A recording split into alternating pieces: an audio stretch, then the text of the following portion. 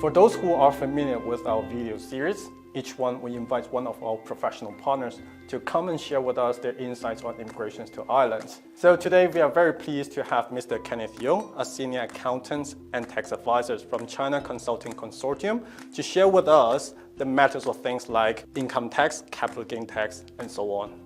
Thank you, Jay. Thank you, Bartra, for inviting me to be here. So if there are any clients of yours who would like to know about Irish tax in the course of their application to go to Ireland, I'll be happy to help them. So for those who are immigrating or planning to immigrate to Ireland to work, they have to know the income tax in Ireland is between 20 to 40%. But is that true for the salaries or investment income or any profits made domiciled overseas also taken into account? In general, there are two income tax rates in Ireland.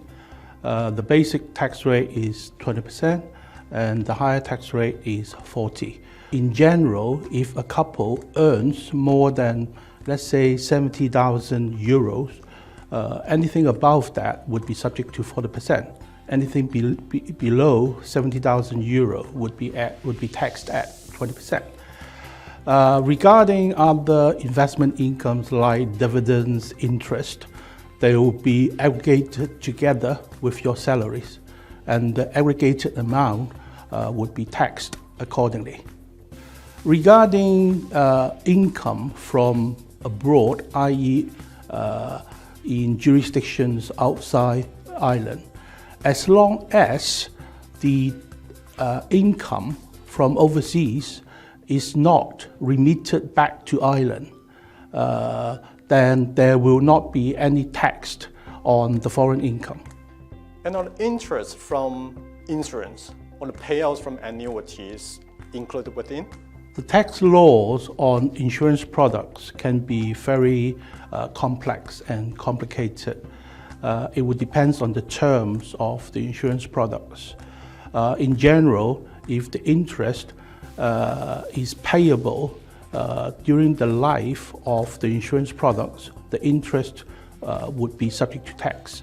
Again, this will be aggregated with the salaries and taxed accordingly.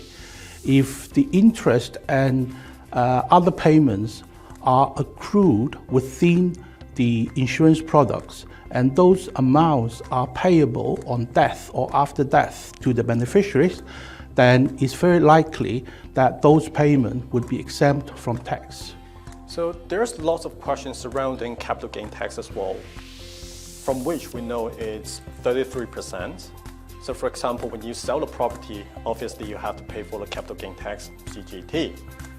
But what about land, shares, and vineyard? In tax terms, we call it capital versus revenue. Capital meaning if you buy something for investment purposes, whether it's shares, houses, and if you sell it at a later date and make a gain, those gains would be subject to capital gain tax. Whereas if you are buying something for trading purposes, you do it on a regular basis, then the tax authorities would normally treat those transactions as what they call a revenue nature, and therefore they will be taxed at the income tax regime. The majority of our clients are thinking about immigrations to Ireland is for the future of their children. So we understand that the children are entitled to inherit up to 310,000 euro tax-free.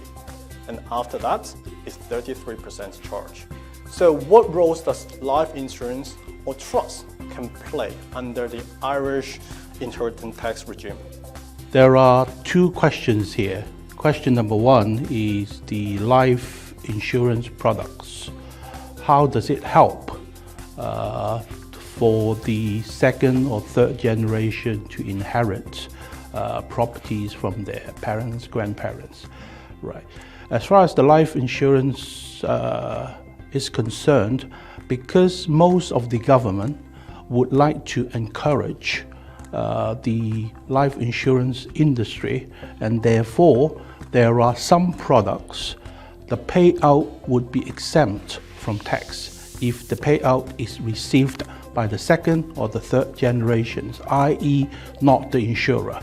The second question is about trust. The trust concept is that the legal ownership of the properties do not belong to the settlor, i.e. to the donor. They belong to the trustees. So what we do is that before anybody moving to Ireland, we'll create a trust. What the trust can hold, the trust can actually hold properties, cash, shares, bonds, anything, you name it. So with all that being said, I think what makes our program attractive is IIP offers flexibilities. People stay less than 183 days in Ireland. They are non-taxable residents. Also, the investment return from our IIP nursing home projects, the investors can also receive around 200,000 euro. It's also tax-free. I think one of the major things Hong Kong immigrants would like to learn about is property tax. So for a residential property, the price is less than 1 million euro, it's 1%, and it's 7.5% for commercial properties. But is there any tax difference for a foreigner, a stamp for visa holder, and a citizen for buying a properties in Ireland? In fact, there would be no difference between stamp for visa holder and a non-resident who are buying properties in Ireland. The reason is that the transaction actually takes place in Ireland, and therefore there will be no difference between the two categories of people in terms of paying stamp duties and capital gain tax if they sell their properties in future. So what do you think people need to keep in mind when it comes to budgeting of the property tax in Ireland? If any of your clients, whether they are Irish residents or Hong Kong residents, when they are buying properties in Ireland, consider using a foreign company, i.e. a non-Irish company, to hold the properties.